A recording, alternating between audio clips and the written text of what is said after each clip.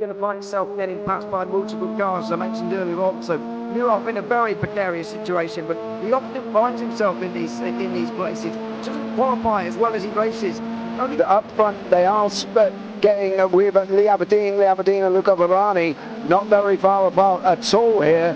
But I just want to see how Alistair Haight deals with Marcello Kessler coming around the old hairpin.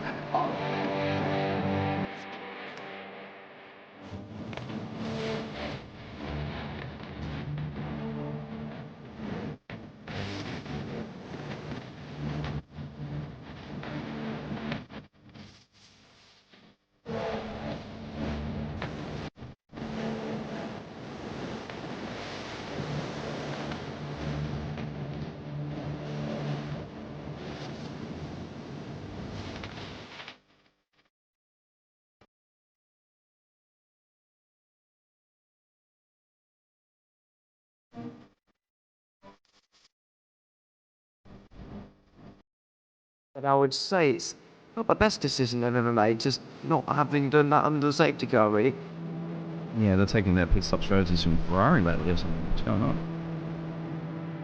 In turn one, just too much gas on them, too much feet on the loud pedal, and approaches dropped him all the way down the order. But Philip Hammer is out in front by an 8.91 seconds.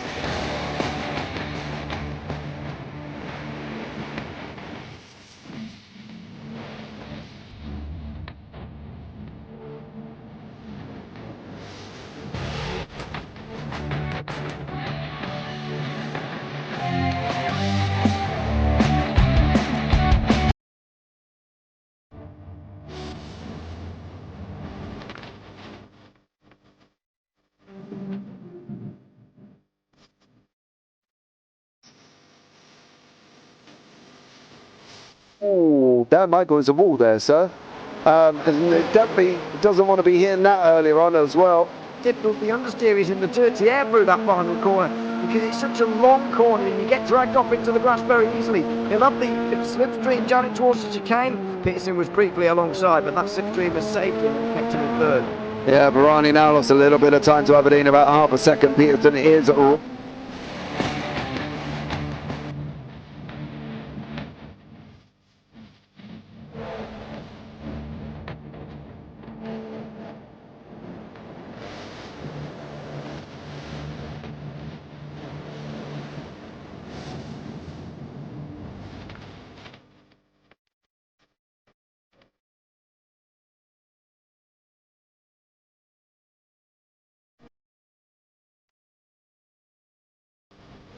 Pike's pushed more and forward up ahead. He's got out of the line. It's now Pike going to have a go at Werrell. Don't push him off. He's in the championship fight.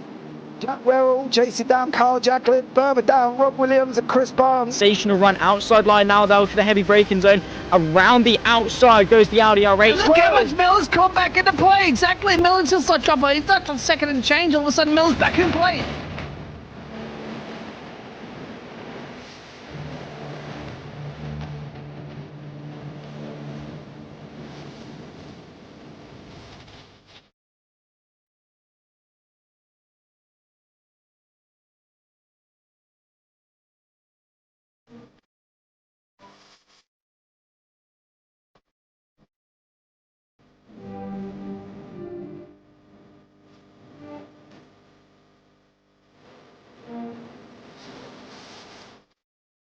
Moving on to the back end of Bill Jocelyn. So there's been a lot of movers and shakers in this first 2 laps here for race. Absolutely serious racing league. Everybody's a lot of fun. Yeah.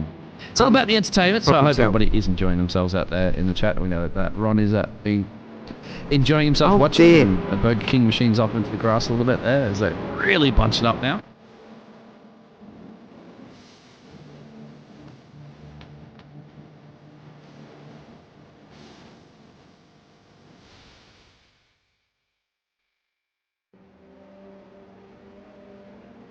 Hello everybody and welcome to Road America as we take on a new venue for the final round of the Radical Race Series. New venue in that this has not been the championship finale destination in the previous years. Normally, it's at the Nordschleife going back a couple of years, but that's not the case anymore. Although, having said that, the title race was settled 1 week ago as James Barry took a dramatic final lap victory in the only endurance race of the season to become a champion for the very first time. He joins Paul Crabb, John McCutcheon, Dan Webster, Simon Edwards and Luke Maxwell to become a champion for the very first time in the Radical Race Series. Tonight, though, it's his coronation in another 2 races, sprint and feature format returning once more. With myself, Ewan O'Leary, James Parfitt alongside me. It's good to be here for one last time in the Radical Race Series for the second season in 2024. We'll already be halfway through the year at the end of this race, would you believe it, as far as the Radical Race Series is concerned. James Barry is our champion. Nothing for him to worry about particularly today, but another couple of races to confirm his dominance and confirm his credentials as a title winner in the Radical Race Series. Yeah, he's done amazing. He did, we predicted last season that if he could get it going, he would do really well. And yes, I think we've spoken before we come live and you said his numbers have dropped off in the second half of the season, but he's done what he had to do. The race wasn't just last week, it wasn't the defining race of the season. He's been consistent all season and you've got to praise him for that. He's done really well. We said last season he would be a threat this season and, well, he's come out and won it. Yeah, absolutely. And with that 1 round to go, he can relax somewhat. So there you go.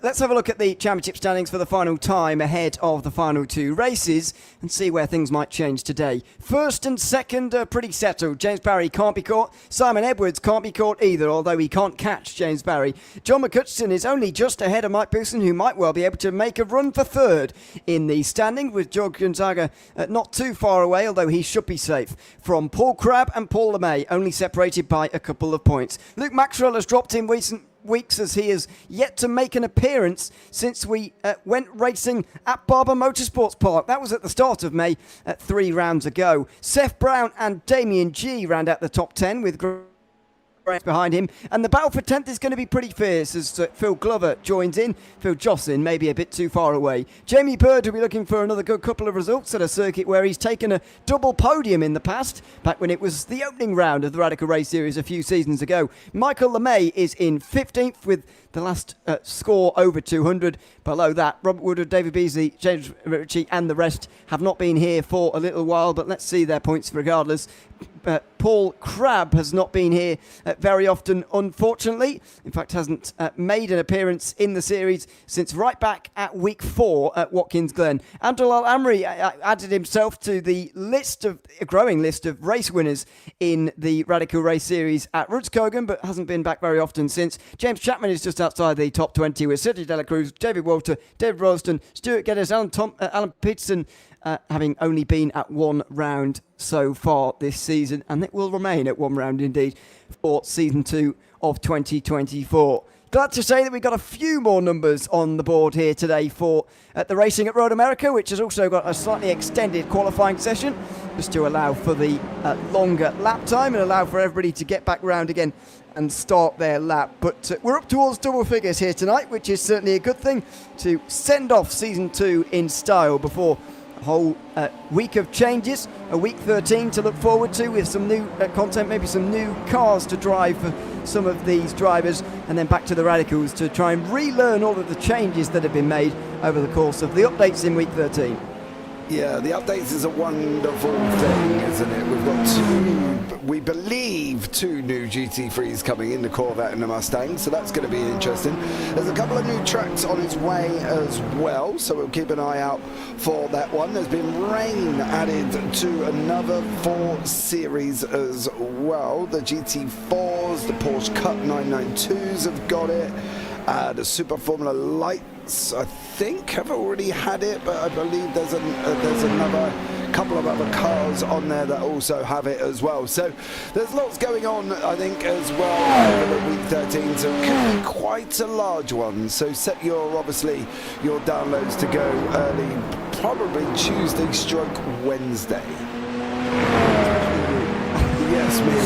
It's always me. To spend the whole day updating our racing. Yes. as that's required. Wonder what the timescale is for these cars getting rain. In that case, it would be nice to see rain for the first time in the Radical Race Series, but as of yet, even though it's been on iRacing now for a decent part of 2024, we're still waiting and looking forward to a bit of moisture in some of these races. I'm not sure how rain will go,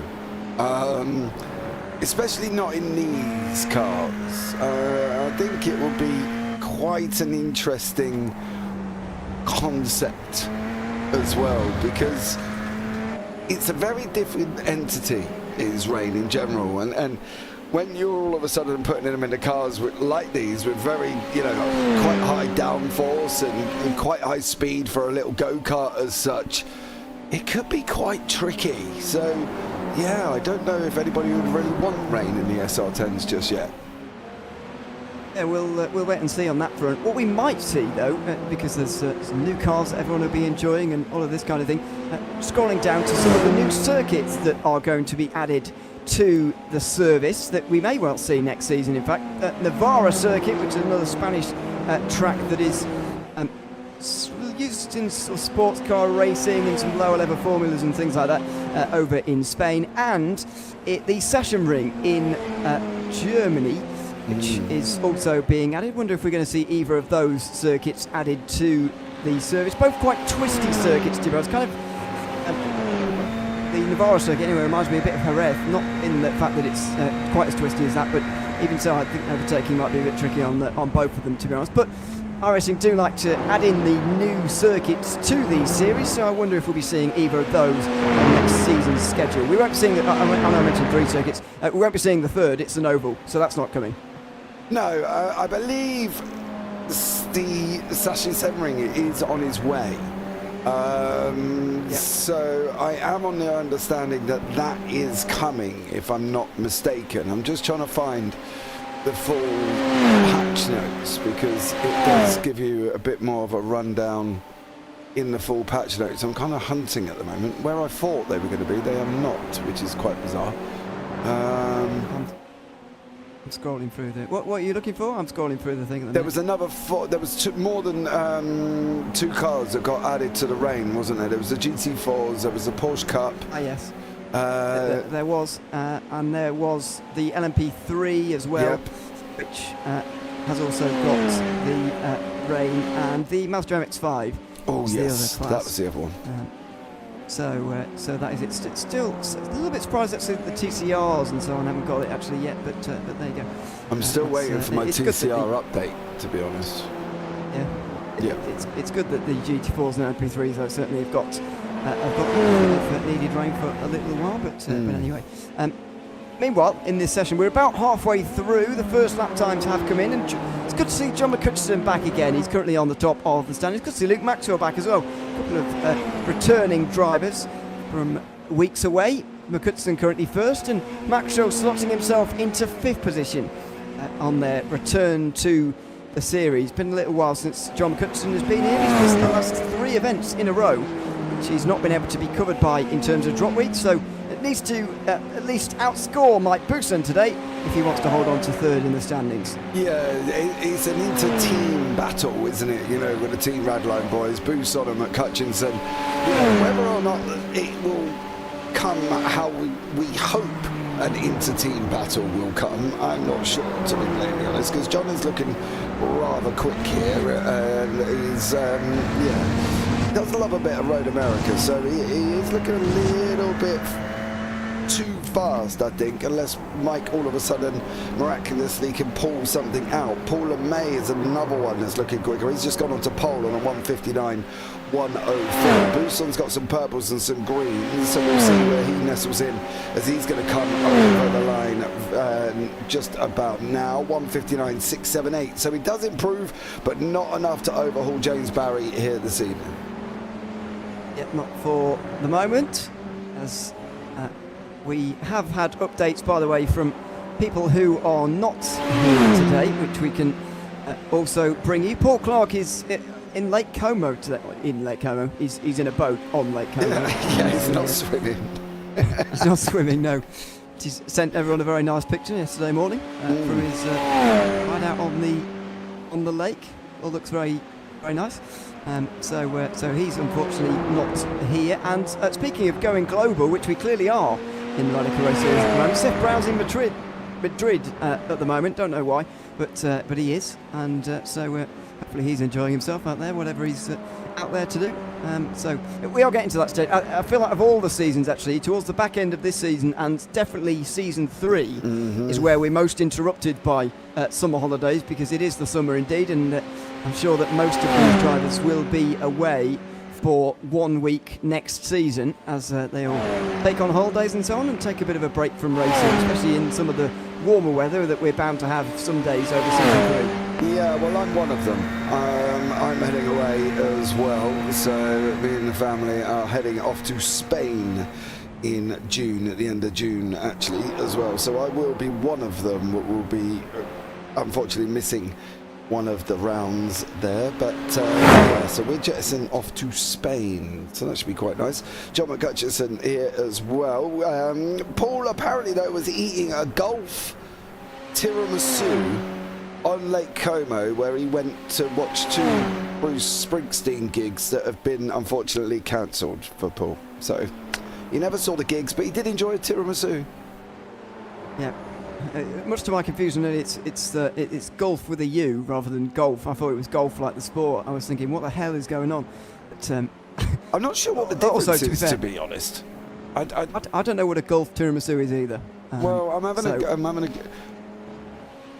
it's a Robusta coffee ganache over creamy, slightly tipsy Sicilian Marsala mascarpone cheesecake on top of rich, chocolatey cafe cream with a sweet biscuit base, apparently.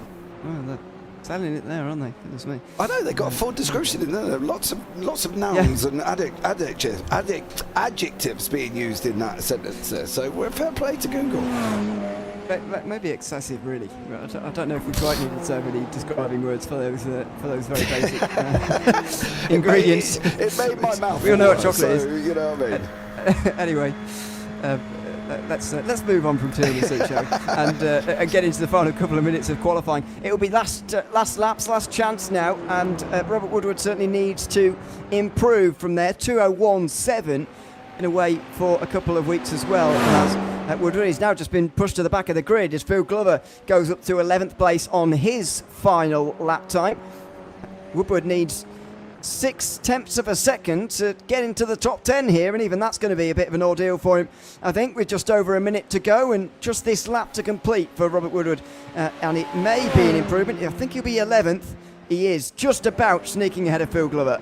Yeah, then everybody else is going to come over the line right the way down to 8th. I think they should get this done. That's Jamie Bird sitting in 8th. Paul LeMay, no improvements on the board at the moment for him on his final lap. What about John McCutcheon?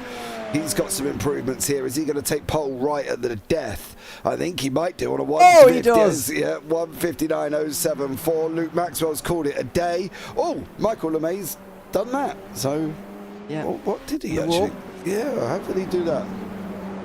Imagine he just got a bit wide here and spun through the acceleration phase at the final corner and smacked into the wall. Didn't interrupt James Barry, though, who improved but didn't jump up any places. What about Jamie Bird, as he's only got one personal best sector through this lap so far? He's not going to improve as a result, and Phil Glover won't get back to the line in time. So John McCutcheon's going to take pole, but it's a very small margin to Paul LeMay, who's put in a good performance to get on the front row. Yeah, I'm glad Paul's feeling better this week as well. He wasn't feeling great last week with his carpal tunnel, so he's back on track. So I'm glad he's back and fighting fit for this one. This is the grid for the second last time this season. John McCutcheon and Paul LeMay on the front row ahead of Luke Maxwell and James Barry. George Gonzaga in 5th position. That's exactly where he is in the championship at the moment, ahead of Mike Booson, who would like to beat McCutcheon today to take over 3rd. Graham Brown is 7th, ahead of Jamie Bird, and then on the final row of the top 10, it is Michael LeMay and Damien G. Final row of the entire grid, Rob Woodward and Phil Glover. So it should be a good race, and for the first time in a couple of weeks, we've got a bit of a fight on for 10th position as well, as the reverse grid is not going to include everybody. 2 will miss out at the bottom. Yeah, that's unfortunate, and that's such a. The thing is, as well, when we explain the reverse grid to people, you know, they're like, "Oh, yeah, but it's a reverse grid. It's not an issue if I miss out." Well, there is. There's 11 places if you don't get on the pole. You know, the guy on pole at the moment would be Damien G if we were where we are now, and obviously, if he goes into first. There's 10 cars in between Robert Woodward, so it's a massive difference. So it'll be interesting to see who can maintain that 10th place. Certainly will, as we get ready for the penultimate race of the season. As is traditional, Hutchison and Boutsen are the last ones to get onto the grid. They don't often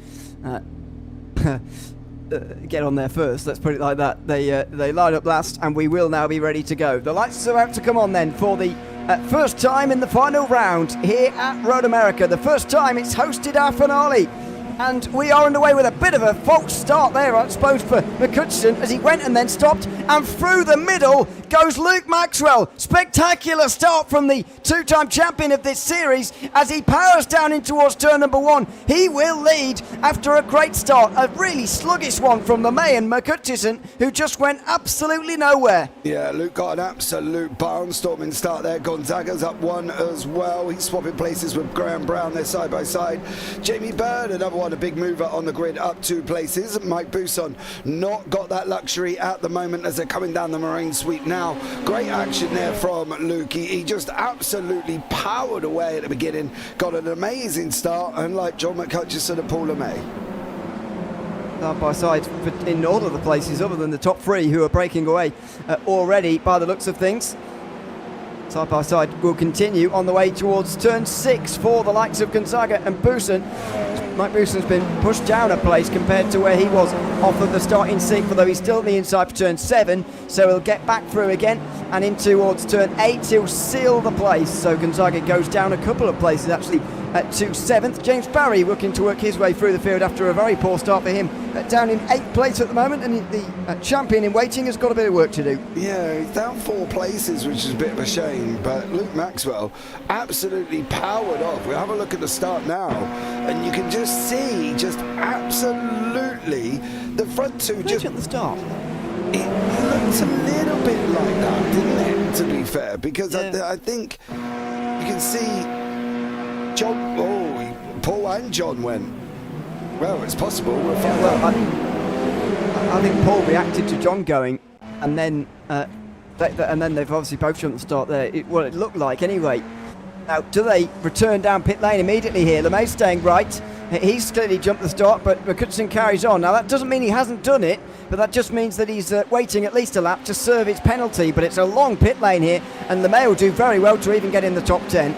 Yeah, he's got 3 laps to serve his penalty as John. Oh! Barry James Barry on his teammate into the pit wall. That's a bizarre moment for James Barry. He'll get down the inside and get up into 6th place, but that was probably more extravagant than it needed to be, really. Yeah, I think George had done a good job I think he was trying to block him off, and then Barry just went too far and then ended up into the wall. So George Gonzaga and James Barry there, keep it clean, otherwise your debrief after this is going to be horrendous between the 2 of them. So we'll keep an eye, see what George does do. Is he going to tackle or have a go at James Barry going down into turn 5? He thinks about it and then backs in again behind him. Mike Bousson, who we know's got to try and beat John McCutcheon, he's nestled in behind Graham Brown at the moment. Jamie Bird on an absolute flyer, didn't qualify well and sitting in 3rd at the moment. Certainly, it's a great start for Jamie Bird. Just hope that he can hang on to this podium indeed and keep this good run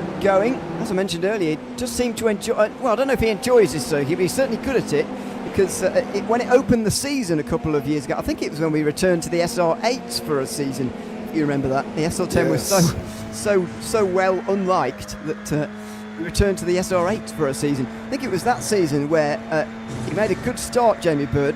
This was the season opening round at Road America. And it was that day where we had the same podium layout in both races. We had the same driver finishing 1st, 2nd and 3rd in both races, despite the fact that we had the reverse grid, which was still quite new at the time.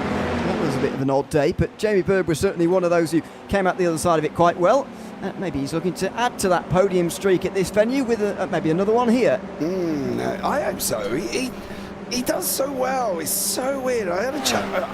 Was it last week or the week before? I had a chat with him, and we said about it. And obviously, he just doesn't know why he doesn't qualify well. As a good race one, and then he'll have a really poor race two, for some reason. For Jamie Bird, he's I don't know. He's got this aura about him that for some reason it just all goes wrong. I don't understand it, to be blatantly honest. But there we go. Let's hope he does well tonight, though, because, you know, he seems to like Road America. He's sitting in third. He's tracking down John McCutcheon. He's opening up a little bit of a gap over Graham Brown. So just maybe, Jamie Bird might be on it. Let's see. As we make our way down in towards turn 5 here.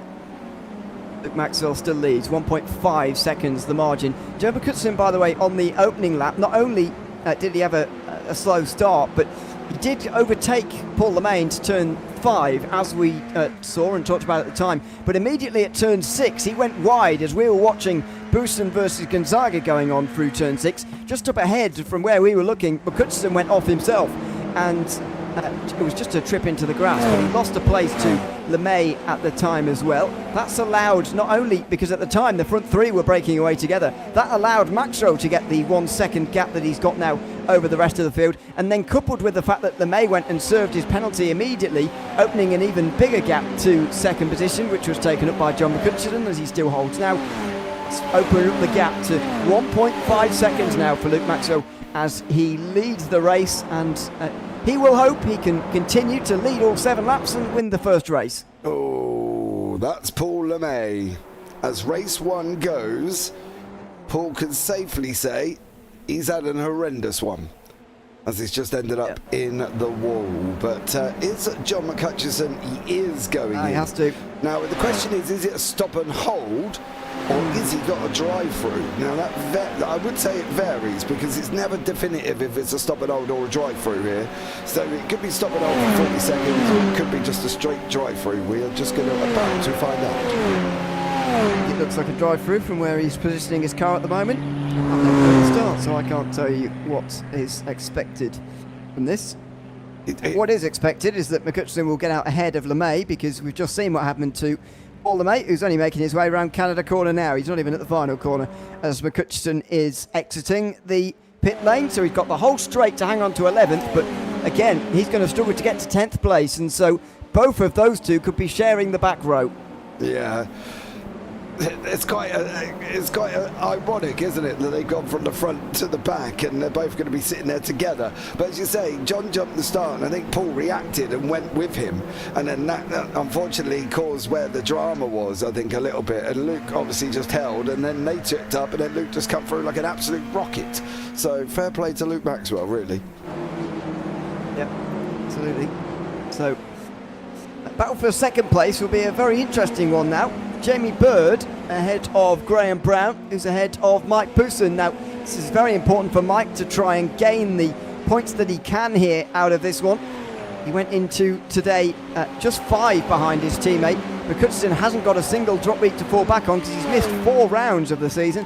Bousson's best drop week is not very strong, really, so we're going to see both of them scoring points that will be put towards their total tonight.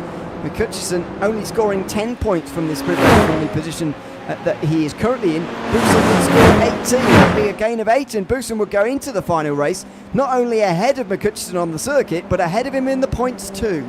Ooh. Well, that's going to be interesting, isn't it? What Mike's going to be able to do, because to be fair, if John doesn't get that 10th, which we don't think he's going to, Bousson's going to be in 4th, 9, 8, so he'll go down to 7th place. So John's got some chasing to do in the next race. It could be interesting to watch the Scotsman come through the field. Yeah, I'm really looking forward to it, and LeMay as well. They're both going to be making their way through quite quickly, so looking forward to that in race 2. For now, the battle for second place will be the focus. Jamie Bird hanging on here on lap 5 to that second place. nearly 3 seconds behind Luke Maxwell. Graham Brown is in third position and really closing now, using the slipstream and the straight line speed of his car as well to get down the inside by turn 5. Bird tries to crowd him out but gives him room on the inside, and then here goes Mike Bousson as well, just on the back of them. James Barry is waiting his turn as well. Still side by side for second place. Brown on the inside, Bird getting it a little bit wrong on the outside, but he's not quite alongside any further, and so Graham Brown eventually makes his way up to second.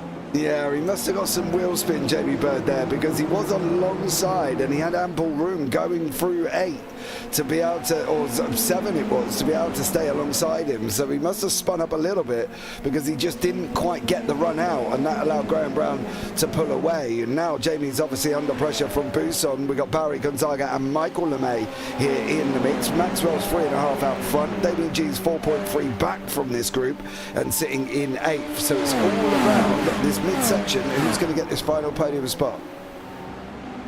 Oh, that was a weird line into Canada corner. He's going to look at, oh, Jamie Bird in the gravel. How many times have we seen this from strong positions for Jamie Bird? Such a shame for him that there's about 4 queuing up behind him at the time to take his positions as well. So Jamie Bird goes down to 7th place. His line was just all out of the ordinary, I'm afraid, and not in a good way.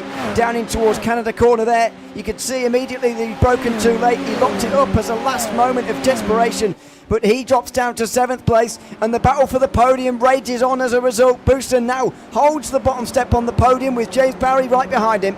Yeah, I bet Bousson's sitting in that car praying he can get hold of Graham Brown a little bit. I can tell you what, because he'll need that draft sooner or later, because the way James Barry's coming at him, he's going to definitely need it by the time they get around the end of this Moraine sweep. So Bousson has caught some. Barry's caught a little bit as well, so it's a bit of a draft trade from these two as they're just following each other down the Moraine sweep for what will be the penultimate time. Mike pulls out a little bit, does a little bit of a defense, and slots back in, goes round turn 5 now. Graham Brown did not get a good run out of turn 5. He's going to be pressure as they come under the Corvette bridge to the left-hand side of turn 6 now before they go round to turn 7. So this 3 could be battling right the way down, even across the line over the final lap. Yeah, it's really good. Looks like it is going to be between these 3, though. It doesn't look like it's going to involve anyone else, as Robert Woodward's gone off down in 10th place. The reason that is so significant is because John McCutcheon will be a lot closer to a top 10 position than he was before. Now just 10 seconds away, or with only but 1 lap to go, he's requiring somebody to go off the road ahead of him to benefit from a reverse grid, which is what he desperately needs. Jamie Bird gets past Michael LeMay as he makes a mistake out of the carousel, but meanwhile for second place, Graham Brown under a lot of pressure here. He goes defensive into Canada corner, which is not often an overtaking point utilised by drivers, but the exit might well be from Mike Bousson here. Here they go into the penultimate corner. Bousson round the outside. It's a fast corner where you're on the limit already, and the two of them respectful racing through the penultimate corner there. Brown gets on the grass though, and he's in the gravel. He goes wide through the final corner, and Mike Bousson is up to second place. Oh, done and dusted. Done and dusted. Oh, Mike disappeared. What's happened to Bousson? He disappeared and come back again. He has, yeah. And Bird all of a sudden is up to 5th place, with Brown dropping down the order, and Gonzaga's on the podium all of a sudden. What a bizarre turn of events here on the final lap. Yeah, I'm not entirely sure. Mike he disappeared, and then if you watch, I'm going to keep an eye on James Barry if I can. Mike that was so bizarre. So bizarre. Don't know what was going on there. Don't know at all. What I do know is that Bousson's almost back where he started. I was talking earlier about the fact he was gaining 8 points over McCutcheon at the moment. That is still true, although at one stage he was gaining 12.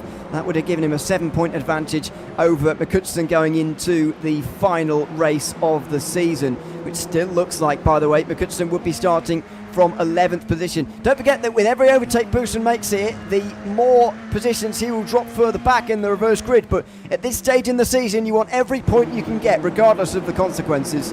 Yeah, it swings in roundabouts, doesn't it, as they say. You know, you want to be up further up and get the points in the first race, but you want to benefit from the second race as well. And he's going to be in 4th, which will put him in 7th for the next one. And McCutcheon's only going to be 4 places away from that.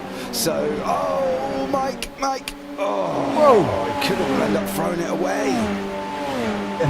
Well, thankfully he did not, and thankfully for Luke Maxwell, he has not either. It's the final lap of the sprint race already. A breathless race, but not for Luke Maxwell. He comes out into the final corner at the moment to take yet another win. He's not been here for a little while, Luke Maxwell, and his absence has been noticed for sure, but on his return to the Radical Race Series, he's a sprint race winner again. Luke Maxwell flashes his lights and enjoys the Road America victory here for round 12. It's Barry, Gonzaga and Busen over the line next, confirming just in a moment that first of all McCutcheon's going to have to start from the back along with Paul LeMay. That's going to be exciting to watch, but confirming also that Mike Busen is up to third in the standings with one race to go. Can he hold it? Can he hold it?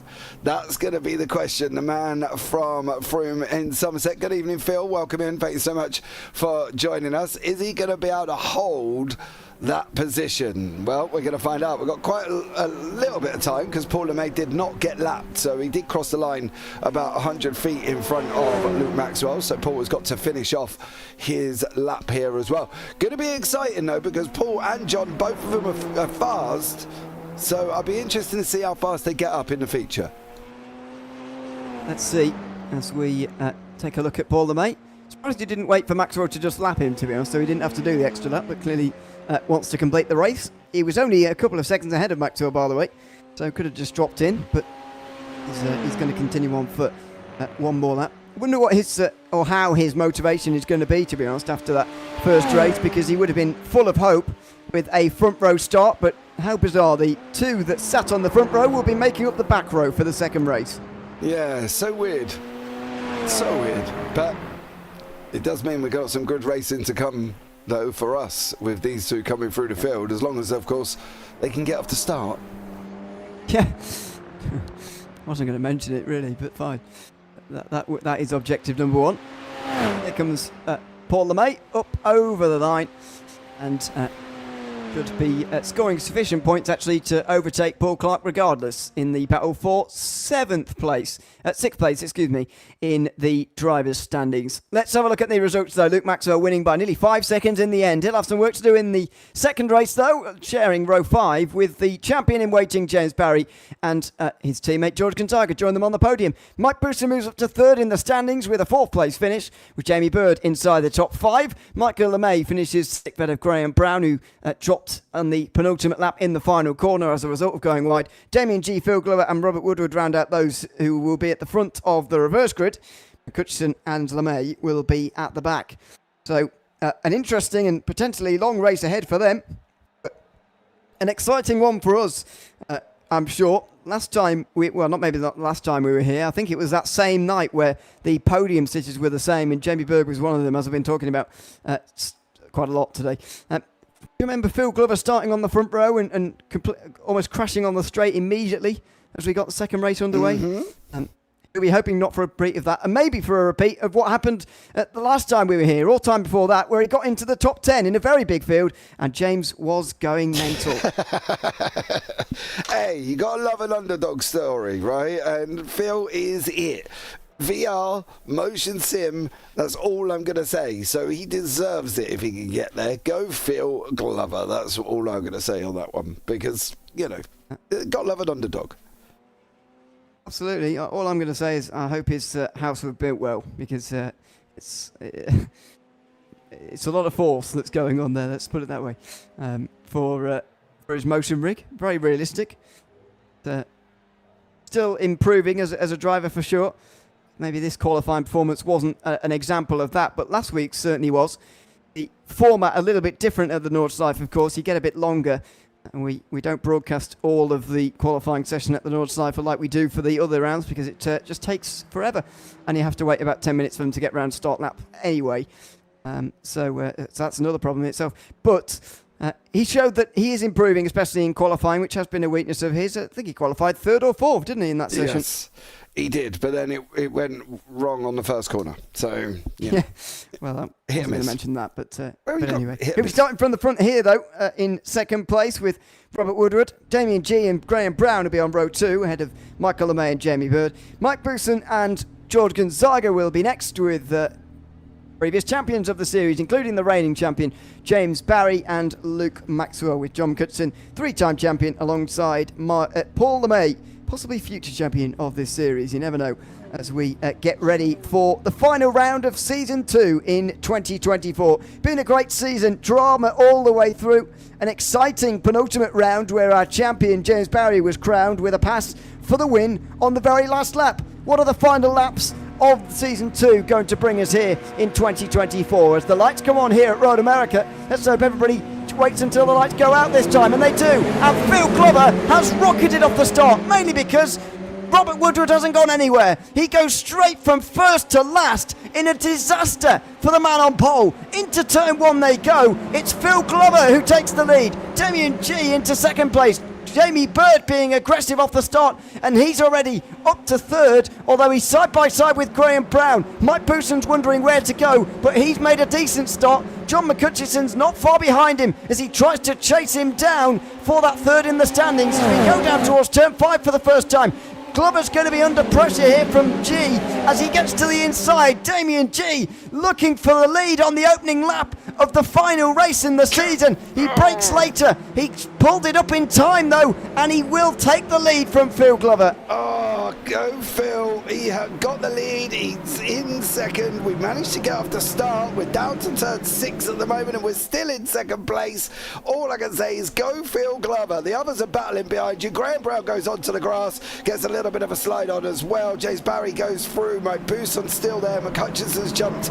Max. Oh, contact! And the champion is in the gravel.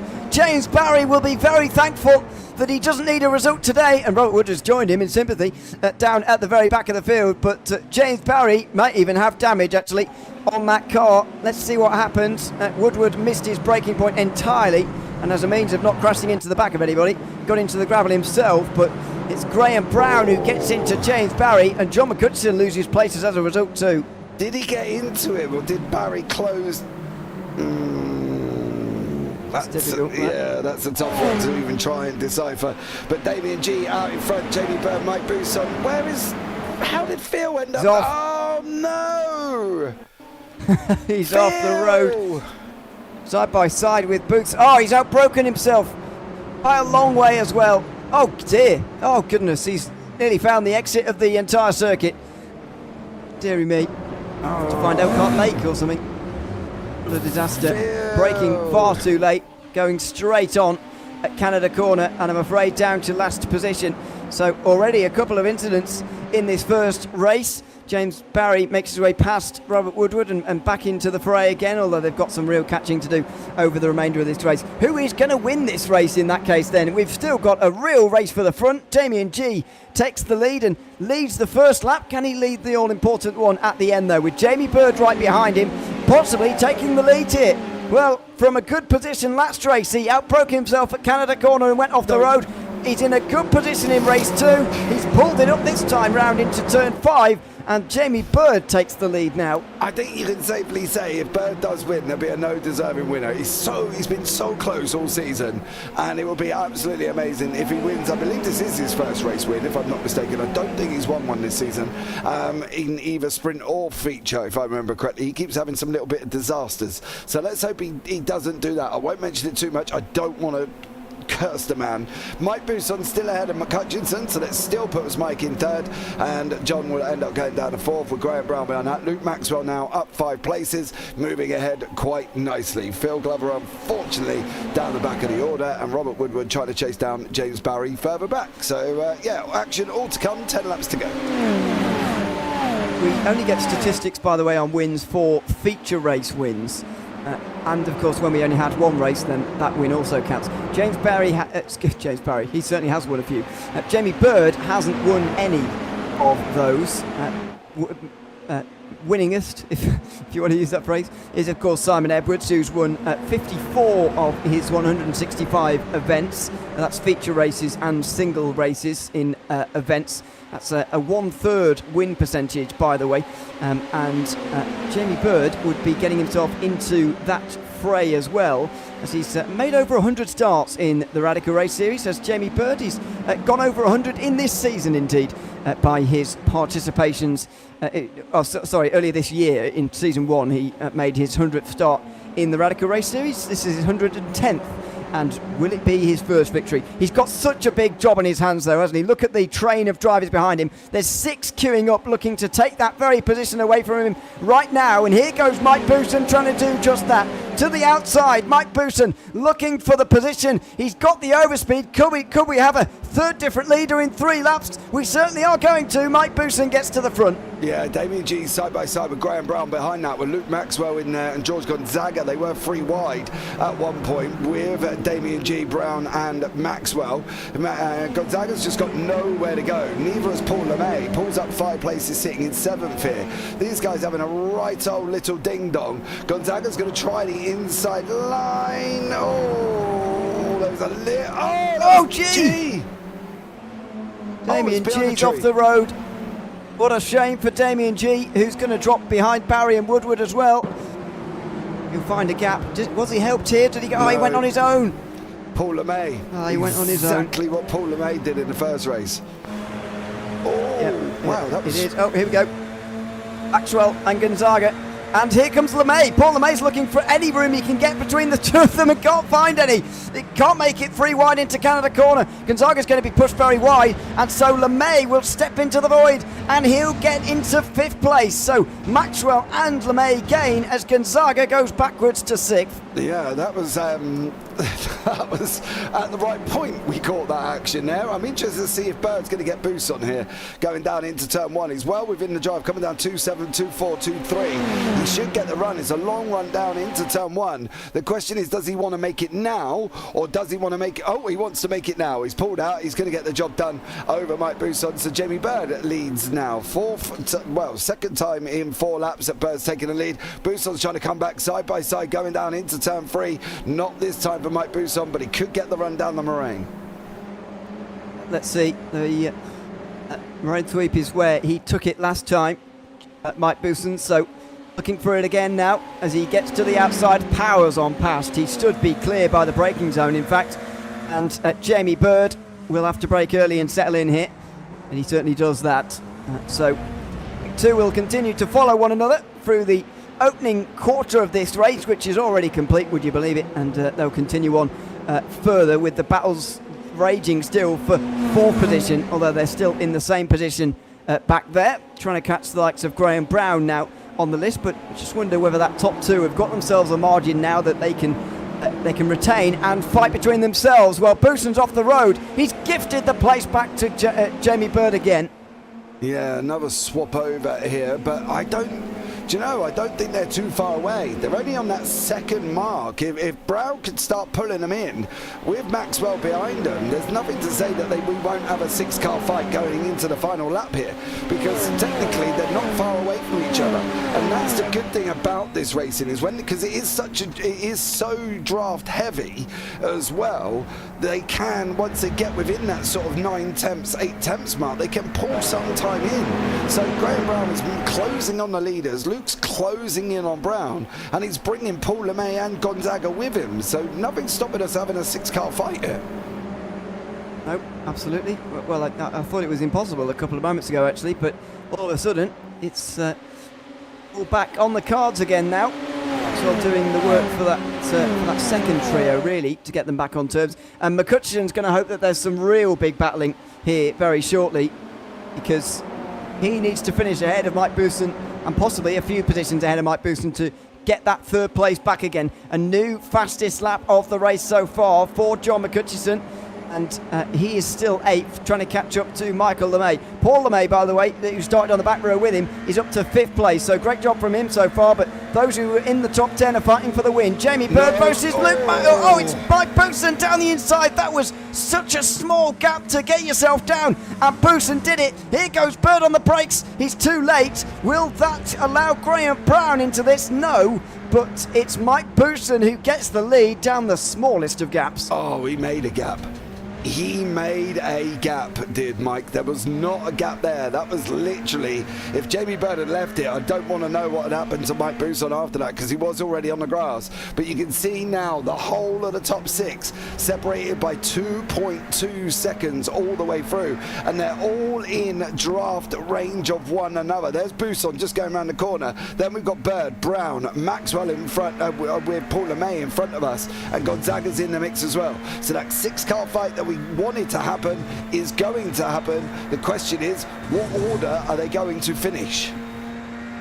Yeah, that is the question here, and one that is going to take some working out. We're not even halfway through this race just for the moment. 5 laps just about to be completed by Mike Bousson at the front. There is a bit of a danger with that gap creeping out to 8 tenths that Bousson gets away entirely. I feel that if a lone leader gets away, like Luke Maxwell did in the first race, then they're not going to look back, because the fighting for second would become very fierce indeed. Yeah, it definitely will, but I don't know, and I'm not saying this in a derogative term to Mike, I just don't know if he's got the raw speed to be able to pull away, because it's already down to 6 tenths, coming down to half a second, draft dependent down that long straightaway. McCutcheon another fast lap, 1:59.271. If he can help Michael LeMay get forward, we can have an 8-car scrap going into the final 6 laps. So who knows how this is going to turn out at this moment in time. I just don't think Bousson's got the raw speed.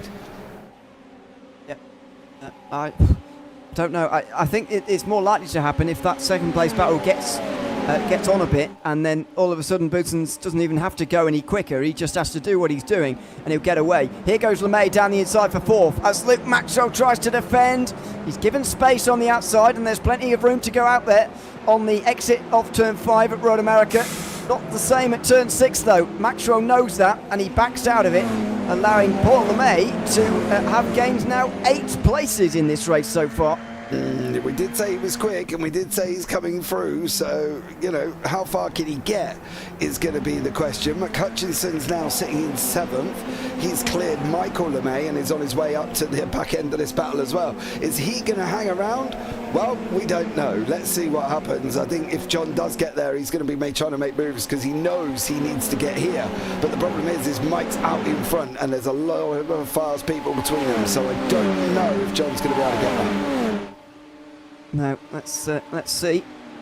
It's down into the Canada corner they go now. Bousson is just stretching out this group a little bit.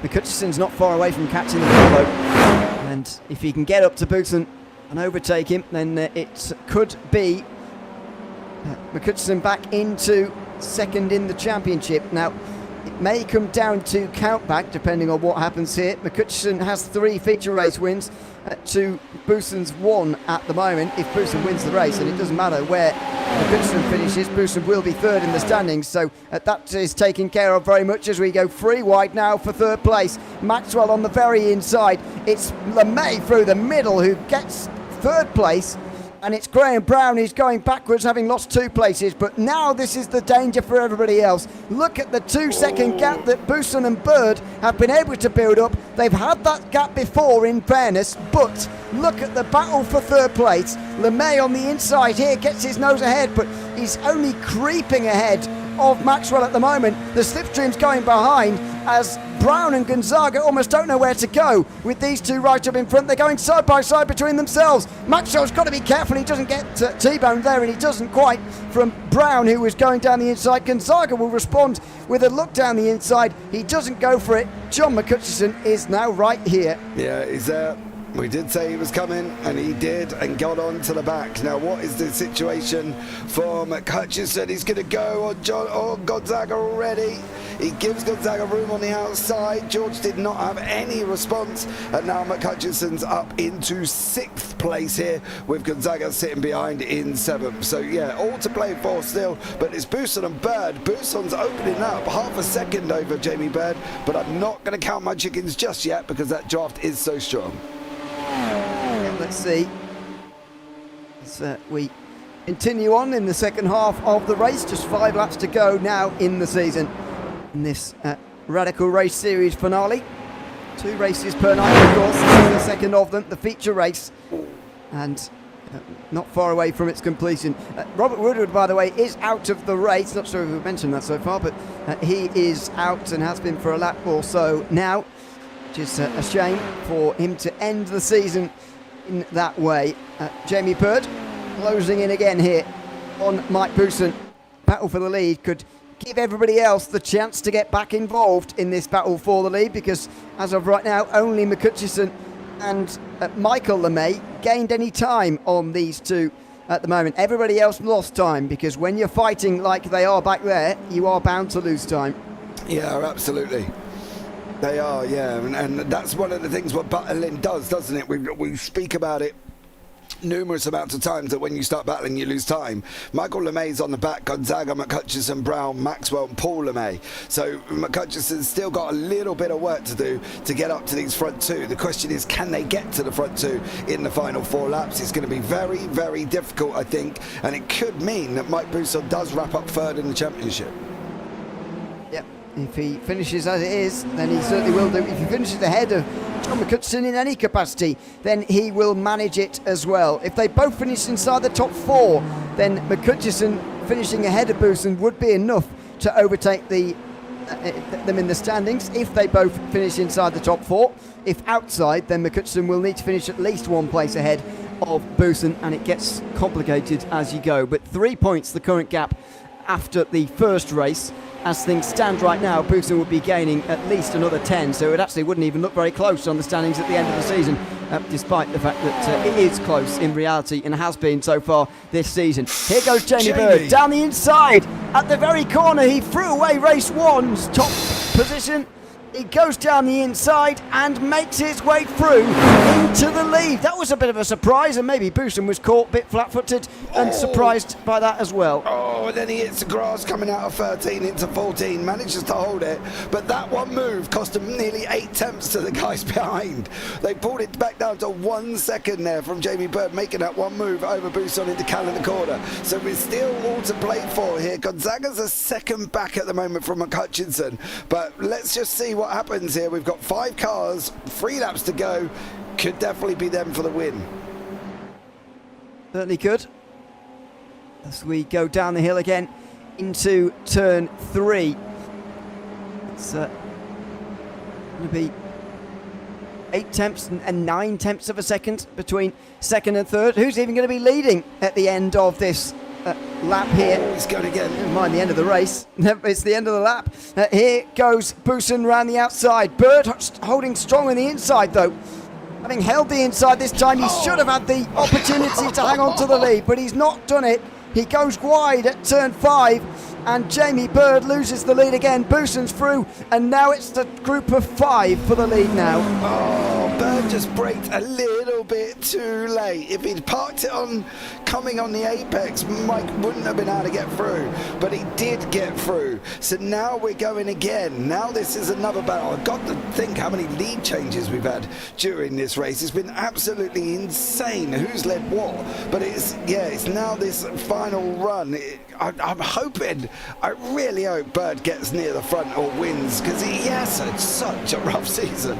So, go Jamie Bird, but it's going to be hard with these 5 behind him. Jamie Bird still yet to have won a race in the series, as we were talking about earlier on. There's only one driver who's got more appearances in the series, by the way, who hasn't got a feature race win, and we'll get to that in a few moments' time, because Paul LeMay is now looking for a way through. This is Mike Bousson's chance. He's a second ahead now of second position, and this has got to be the opportunity for Mike Bousson to run away and seal third in the standings, but arguably more importantly, seal a feature race win in this season. Here goes LeMay on the outside again. Now where does Maxwell go? As he's got all the speed, he can't go to the left or the right.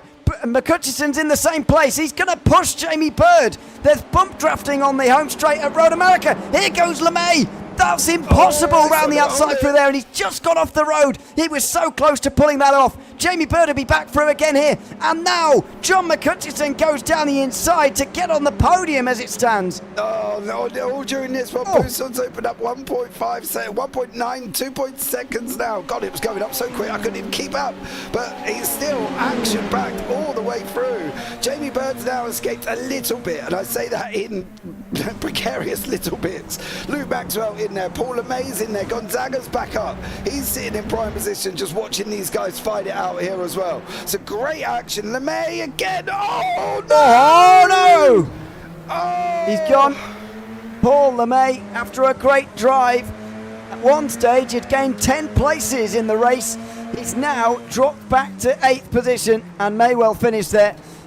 That was an aggressive move at turn 6, and there's always the danger when you slide across someone like that you're going to slow up in front of them and they're going to rear end you and send you around. Yeah, and that's exactly what happened. There was just nowhere, I think, for Luke to go. He gets his nose chopped off here, and I don't even know if there was it didn't look like there was a touch, but there was the second time.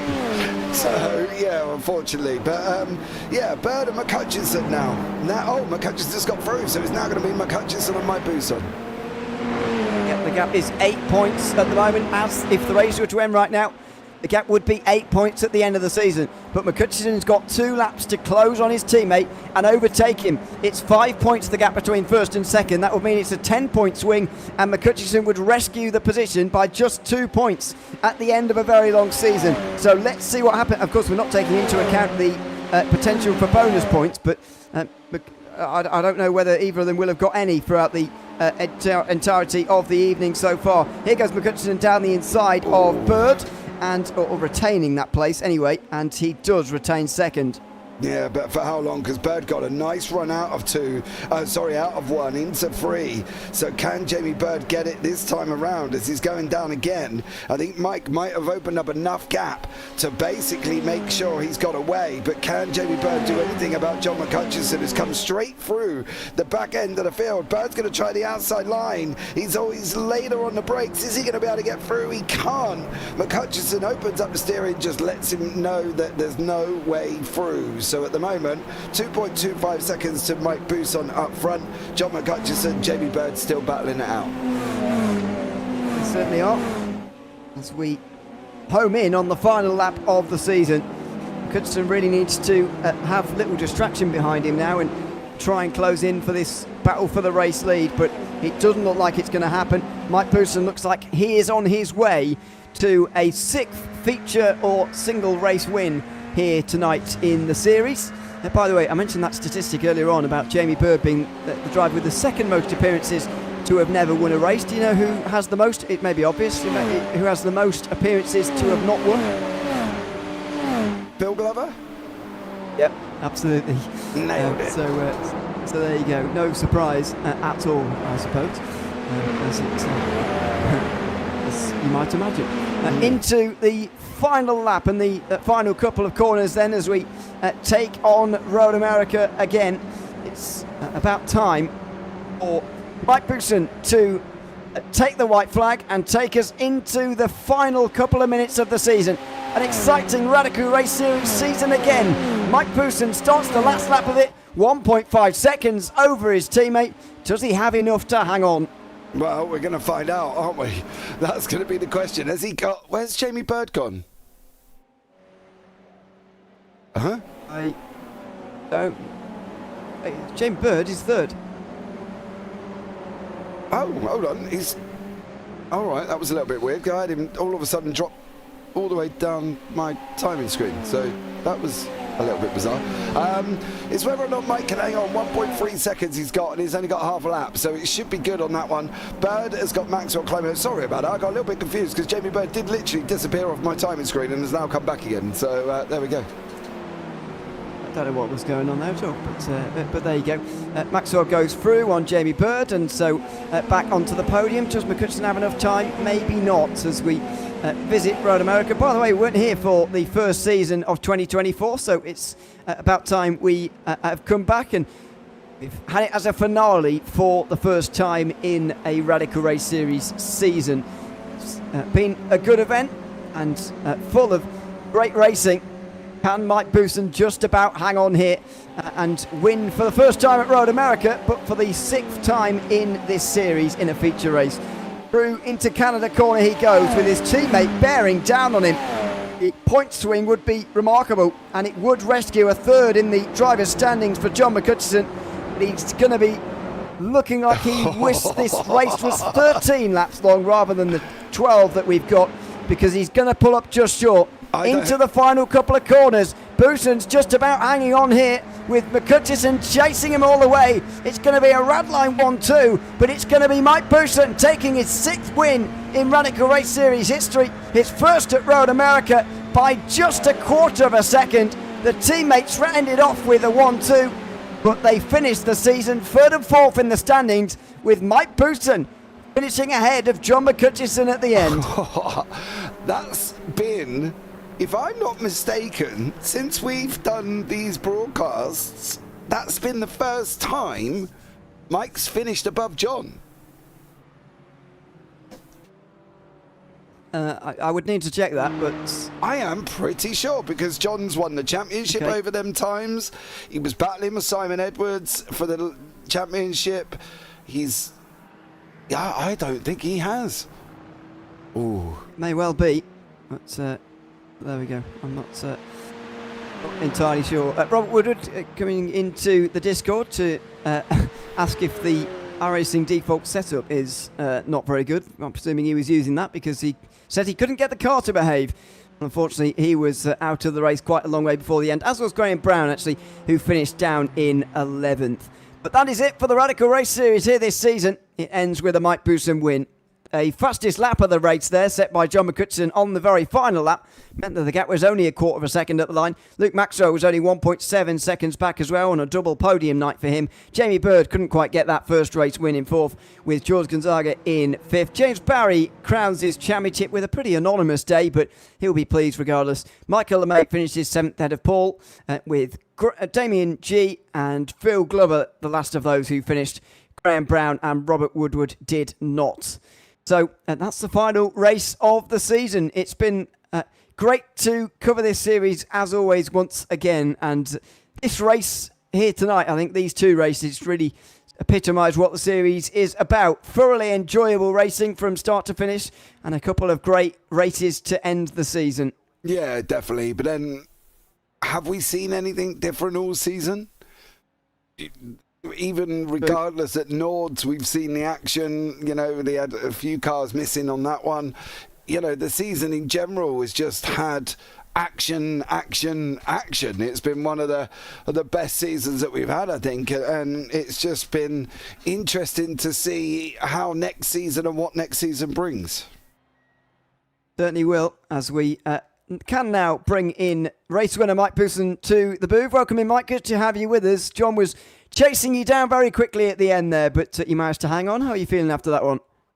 Yeah, really happy with that. That was a good battle with Jamie. You know, at one stage I thought he's going to draw everyone back in with battling, but that was his right. So just got on with it and hoped for the best, and just had to be a bit strategic in the overtakes, really, and obviously trying to get a gap big enough that I could build around the lap to get him out my draft, really. Yeah, certainly. I mean, that result has given you third in the championship, by the way, ahead of John McHutchison. We were wondering when the last time that was to happen. Do you remember your previous championship results better than us? Because by our maths, you finished third this season. Third is my highest, and I think last time was in the SR8, to be fair. But you got to remember, John is getting old now, so it's time to give it up. I think. You know. Is that your first time, Mike, finishing ahead of him in the championship?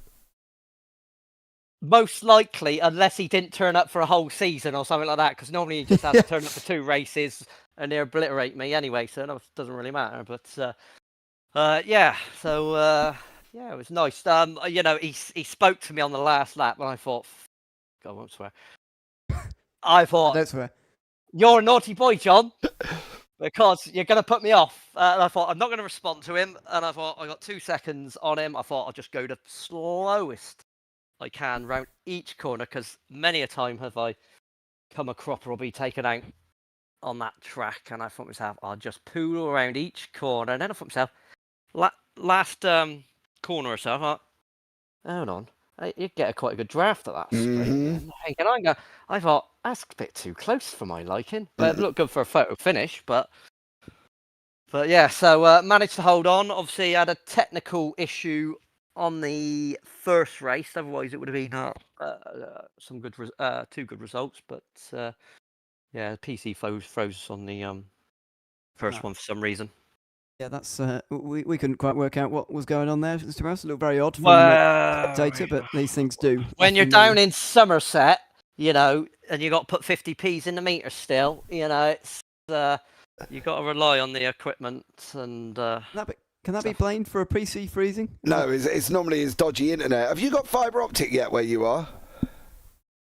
Yeah, we're on 1 gig down here, mate. What have you got in that peasants area down your way? Well, I've got 50. Well, I've got 14.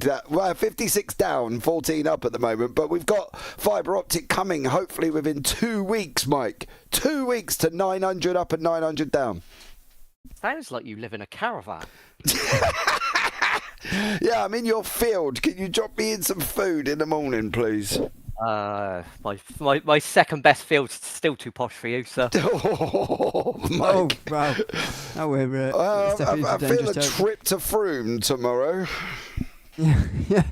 Well, to feel posh again or something, Yeah, to check what blinking caravan you've got if you've got fibre optic, son. I got 3 axles on my caravan, so we're a posh, mate, and triple glazing, so. Ooh, Triple glazing. And I tow it with my caravan, don't I? And the tractor, sorry. Yeah, forgetting his own terminology. Anyway. Yeah. Right, we better let him go. We got 4 waiting. God blimey. Oh yeah. Well, yeah, I know. We should probably get on with it, shouldn't we? Not to give a shout out to Mike before we let you go. John and the team. John just managed to keep me at a relatively good speed with his setups, and to Radline and you guys for a great broadcast this season. Thanks very much, Mike. So well, obviously, Ewan, good broadcast yeah. from you. All right. I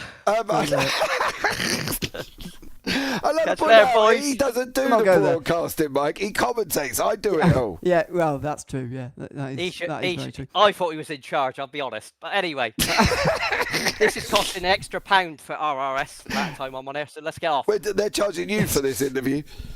Yeah, that's my worry. All right, thanks very much, Mike. We'll see you again next season. Cheers. There's Mike Booson there, first place here tonight at Road America. It always takes ages with Mike. I know, you should bring him in last, really. Yeah, we should really. Let's get on with everyone else a little bit quicker, shall we? Or try to with John McCutcheon. So welcome in, John. Good to have you back in the series, first of all, but back on the podium as well. Second place here tonight. Couldn't quite get Mike at the end, but did you have high hopes going into that final lap with a second and a half still to make up? Oh, absolutely. When I seen it was Mike up front, I thought I'll just play mind games with him and he'll put it in the wall, but he kept it together. I was trying to talk him out his game, but it didn't work. Yeah, he said you were chatting on the radio. Is that even allowed? I don't even know. But yeah, trying to put him off. You had a lot of work to do, though, in the second race because of the first. It looked like a jump start from what we saw. Was that the case? It was. I haven't driven this car in almost 3 weeks, I think, so I forgot how to get the thing off the line, and I didn't have my buttons set up properly. And it jumped to start, and I caused Paul to jump as well. So it's probably just a fall. Yes, it's a weird thing, isn't it, when you see someone go in front of you, you just think instinctively to go as well, even though the lights are still on. So there you go, that was weird. But how was it coming back through the field here? Because it looked to me multiple times in that second race like you'd sort of done all you could, and there was a gap in front of you, and it didn't look like it was going to come down. Then there was a big battle in front of you, and you'd catch up to another group, and that seemed to happen a couple of times, and nearly happened right at the end for the lead, of course. Yeah, I made good passes on lap one, and then get into the one up the hill. James tried a bit of an ambitious move around the outside, and he spun in front of me, so I had to avoid him and put me back a bit. And then I get caught out with Paul and me braking a little earlier than I expected the last turn, and that put me in the gravel. And after that, I had my angry head on, trying to catch everyone. Well, you very nearly did. Congratulations on second place here tonight at Road America, and thanks for chatting to us again as well. Thank you. Cheers, mate. Thanks very much. John McCutcheon there, the second placed driver in the feature race tonight, ahead of Luke Maxwell, who was on the podium twice. Welcome in, Luke. Good to have you with us again as well. And likewise for you as well as John. Good to have you back in the series again after a little while away. How was it here tonight, being back at Road America and taking a couple of podiums in one night as well? That's got to be one of the best evenings racings I think I've had. It was great fun. I mean, I must admit, I was thinking, oh, shall I do it? I've been quite busy at home and stuff, and then I'd had a glass or two of wine. I thought, oh, yeah, go on then, let's do it. So I jumped in quite late. Had a little kind of practice earlier on this morning. And thought, oh, okay, well, if we do get time, I'll give it a whirl. So that was great racing. Great to be up there at the sharp end as well. Quite surprised, I suppose, given the time out this season. So really happy. Yeah, how disruptive has that been to this season? It's evidently put you further down in the points than you would have been otherwise. You've missed 4 races this season, and of course you had a race where you only scored 3 points as well, which counts to a score, but doesn't really reflect what was your speed, certainly. So has this season been difficult to deal with 2 sort of noticeable blocks of not being here? Yeah, I think Simon missed the first 2, and it was James Barry and I battling out for the first 2 races, and it was felt like I had good form then, but kind of mid-season, I just seemed to lose pace on the guys, and I think I was about 0.2 seconds a lap slower, and I just couldn't keep up. And then other things took over with life, and various things been away a couple of times, and Taylor Swift concerts. Taylor Swift concerts, all of that good stuff. It's tough following her around Europe, isn't it? It is, mate. Someone's got to do it. Someone's got to do it. Oh, dear. I think too many people do it, actually. But anyway, that's also a separate problem. So there you go. Yeah, you were only 1 point off the championship lead on week 3 after all. So but as I say, with a lot of people all the time, it's dips and rises in form for sure that always take over in these things. So it happens to everyone for sure. Is there anyone you'd like to give a shout out to before we let you go for the season? I've got to give a shout out to Paul LeMay there. It was unfortunate we had a cracking race up till that point. A bit of a coming together. I don't think it was particularly anyone to blame. It's just one of those things, I think. So it was shout out to Paul. He had cracking pace tonight. So shame he didn't get a win. Yeah, absolutely. It was a good battle between you two until that, for sure. Congratulations on a double podium tonight, Luke, and thanks for chatting to us as well. Cheers, guys. Take care, mate. Thanks very much, Luke Maxwell there, chatting to us at the end of tonight's racing. Who should we go for next? Paul. Let's do Paul LeMay, who was battling with Luke Maxwell, as we were just talking to there. Welcome in, Paul. Good to have you with us. Unfortunate about race 1, and we spoke to John about what happened with that, and it would be a very similar story, I'd imagine, for you as well. But how was race 2? Because at a certain stage, you had gained about 10 places compared to your starting position until it all unravelled, sadly, quite near to the end. How was the second race? Yeah, that was absolutely crazy. Absolutely great fun. It's a shame that I had a little bit of understeer going into one of the calls and just got a tap with Luke. It was so close. It was it's just one of those things, really. Luke didn't really have anywhere to go. It was just tight. But thoroughly enjoyed it, and a great way to end the season, really. Yeah, I mean, how has the season been for you as a whole? You've moved ahead of Paul Clark because he's not here, and you are, and you weren't very many points behind him. So you'll move up a championship position to 6th, I think, at the very end. It's about where I normally finish, sort of 5th or 6th. I mean, I'm just trying my hardest to improve, but I'm not going to be around for much of next season because of holidays and things like that. But I shall keep practicing though when I get the chance, because it's great battling with the fast guys up the front. It really is. Even if I can't win, it's still good fun. Yeah, it's certainly good fun to watch as well, and we look forward to seeing you in next season. When I have a feeling that a lot of people are going to be in a similar situation actually, with dipping in and out of the season, but we'll see. Is there anyone you'd like to give a shout out to before I let you go? Just to my brother, really, because I think he got 2 pretty good results, and he's not done bad at all this season. So shout out to him. Absolutely, Paul. Thanks very much for coming to chat to us again, and we'll see you next season. Okay, guys, take it easy. Bye bye. Thanks very much, Paul LeMay there, chatting to us at the end of the racing tonight at Road America. And finally, let's chat to Phil Glover, as we always do. Welcome in, Phil. Good to have you with us. It was another event where you started on the front here for the second race, but unfortunately, it all unravelled fairly early on, actually, in that one. How was your evening at Road America? Well, I have to say, I'm sure James wasn't jumping up and down this week.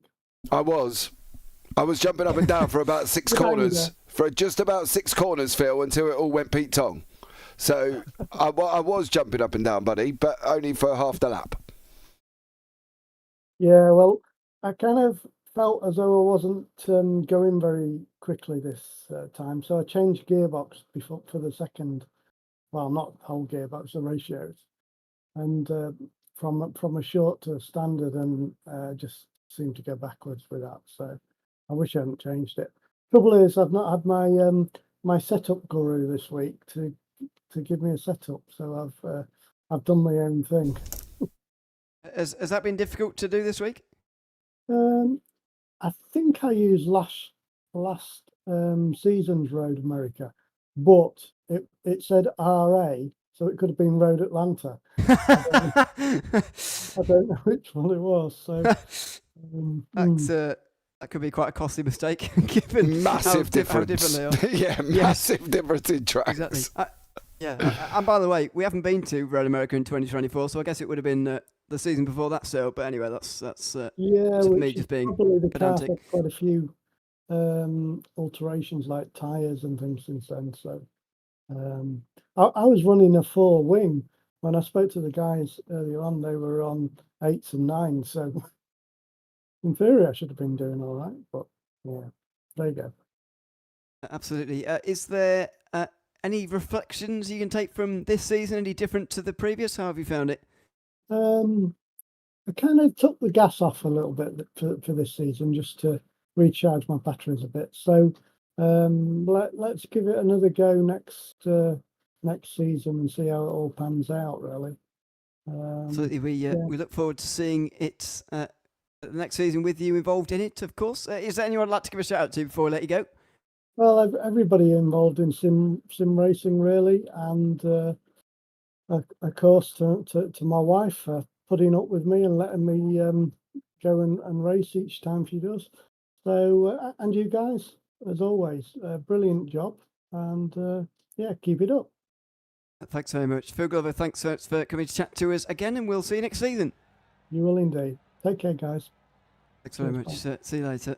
Phil Glover there chatting to us at the end of the final race of the season. Well, that is it for season 2 of 2024. It's been a thoroughly enjoyable season. James Barry crowned our champion, and with Simon Edwards missing the last round, by the way, that gap will be extended past 40 points. It's going to look not very close, actually, in the end, but it couldn't really be further from the truth. A last lap pass at the Nordschleife meant that James Barry was able to make his way through and crown himself champion a week early. I think he'd be quite glad, actually, that he was crowned champion a week early, to be honest, because the unpredictability of Road America didn't suit him quite as well today as some of the other rounds, and this is actually one of his lower scoring rounds of the entire season, to be honest. But he won't really care, I wouldn't have thought. He's still the champion of the series, and we've added another name to our list.